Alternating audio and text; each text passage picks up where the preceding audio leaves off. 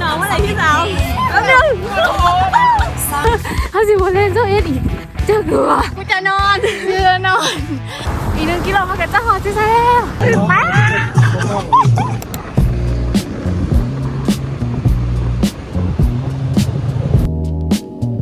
ตอนนี้เราอยู่ที่โรงแรมแกนแล้วเดี๋ยวเราจะมาเอาบีฟกันซึ่งวันเดี๋ยวเราจะขอไปเอาอยู่ข้างใน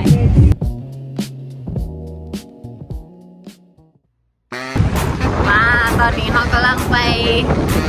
หาเขาเล่นกินกันวันตอนนี้จะดูเลย7 โมงเดี๋ยวเรากินเขาแล้วก็จะเมื่อกันไปพักผ่อนตอนนี้เรามาอยู่หาดข้าวเปียกแหละเราจะมากินข้าวเปียกกันมาแล้วได้อะไร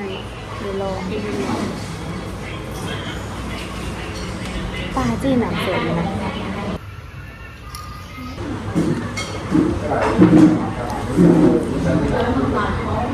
โบเน็ตนะคะไม่ประโยชน์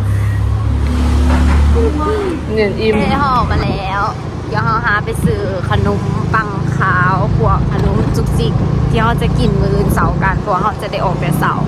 แล้วก็จะกินพวกขนมนี่แทนหมดสิเป็นแล้วที่1เอาจากขนมปังแผ่นตัดขอบเด่นกลัวเคยกินไปเมื่อเอินกันหลังจากซื้อขนมแล้วเมื่อเอินปุ๊บอาบน้ำเยี่ยมนอนพักผ่อนมื้ออื่นไปเล่นเดี๋ยวตอนนี้เขากำลังจะตักมุงปลุกกันเขาจะตื่นตอนประมาณ3 โมงครึ่งเรียบร้อยเดี๋ยวมื้ออื่นเจอกันนะคะทุกคน บ๊ายบาย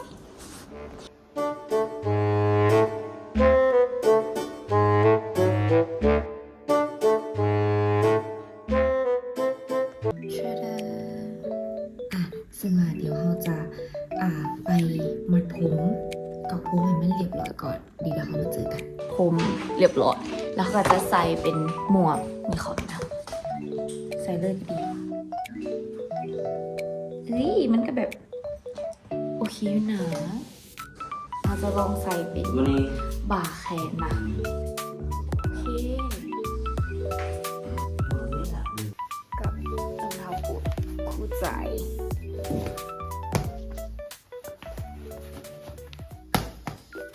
เรียบร้อย finish look แล้วหมวกผมก็จะประมาณนี้แล้วหมวกเสื้อส่งรองเท้าเกือบอีประมาณ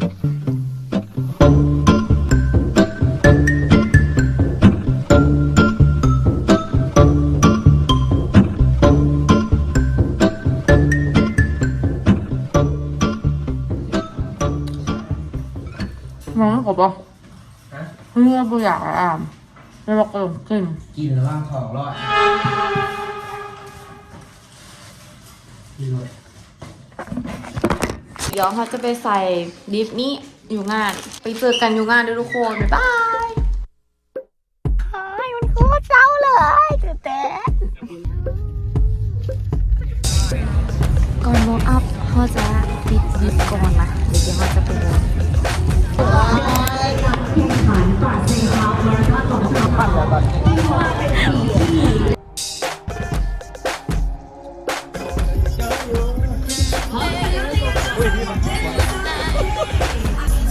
บรรยากาศในตอนนี้โอ้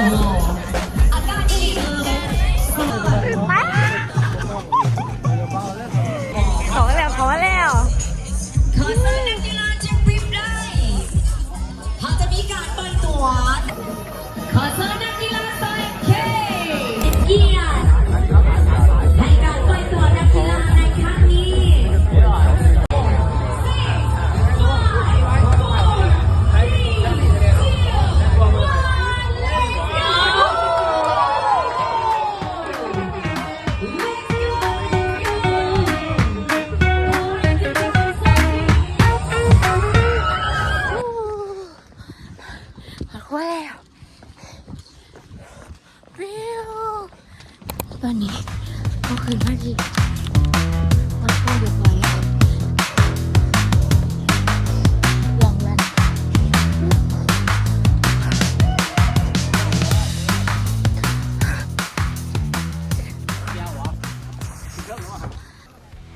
ยิน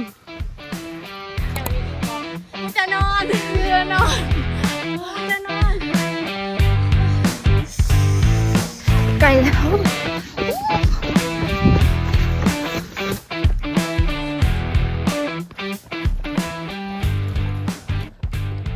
วิวขาเริ่มมวยแล้ว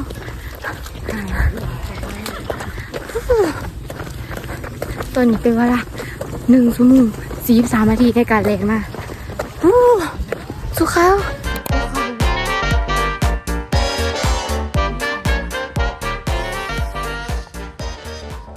ไก่เลี้ยว2 ชั่วโมงกับ 2 นาที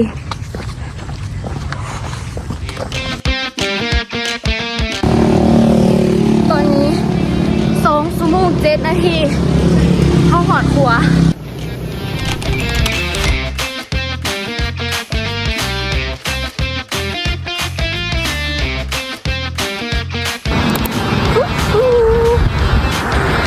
บ่ไว้ก็ไว้แหละมันอยู่ข้างหน้าเองอีก1 กิโลเขาก็จะหอดซิแล้วกอดเขาฉาบไป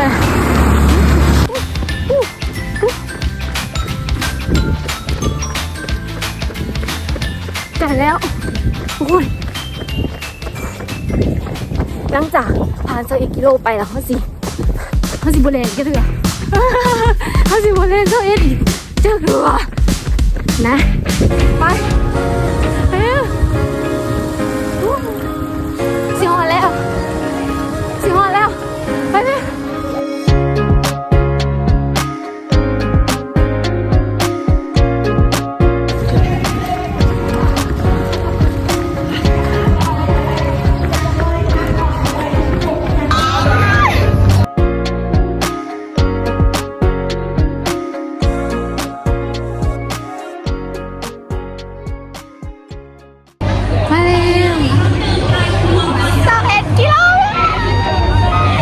ทุกคน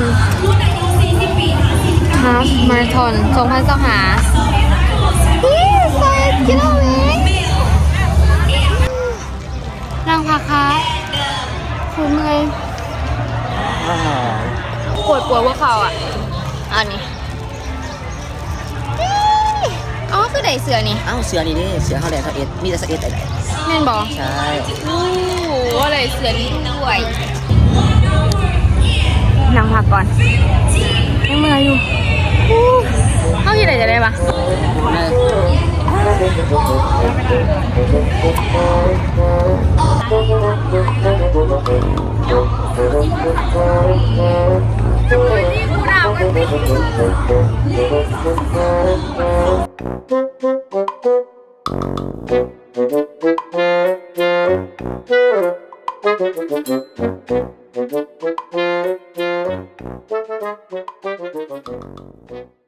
เอาสมอง เข้าเหตุเวลาไหนประมาณ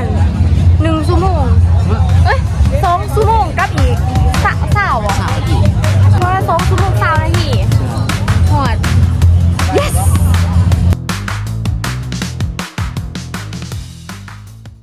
เดี๋ยวตอนนี้เขามาถ่ายหมูดินกันเดี๋ยวจังน้องเขาจะไปถามเพราะว่าตอนนี้เขายังถาหน่องสาวอยู่นะจ๊ะหลังจากหน่องมากทุกคนแหละแล้วเขาจะขี่ออกไปหายังกินกัน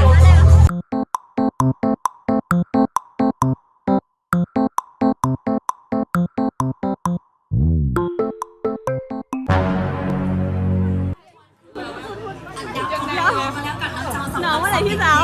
แล้วเดี๋ยว ซอยเค้กของพวกเขาเนาะเจ้าอันดับ3ของพวกเขาลิปเต้ประธานกรีนสเต็ปของพวกเขา นี่สมองนี่ดิ ดังนั้นขออนุญาต พี่ดาบุญคงวันนี้เขาไม่เรียนของข่อยมีดูนายเจ๊ ลำดับต่อไปกลุ่มอายุ40-49 ปีขออนุญาตเลขบิด119 2 ชั่วโมง21 นาที สวรรค์เขตตัวตึง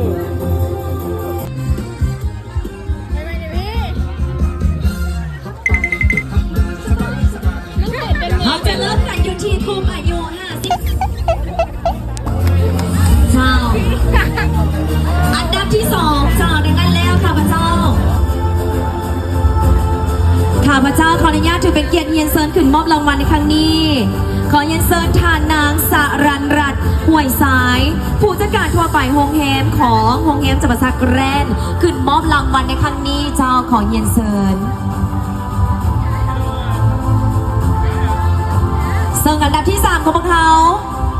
อ่อนพิดาบุญคงใช้เวลาอยู่ที่2 ชั่วโมง21 นาทีกับ 47 วินาที